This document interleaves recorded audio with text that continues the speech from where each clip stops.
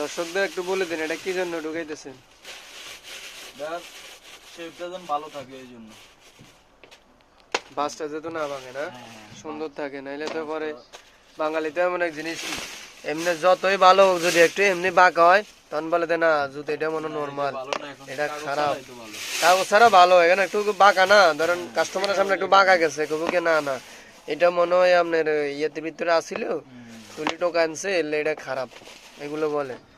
এই জন্যই আরো 10-20 টাকা যে বাড়তি খরচ হয় এটা হচ্ছে কোয়ালিটিটা বাড়ানোর জন্য।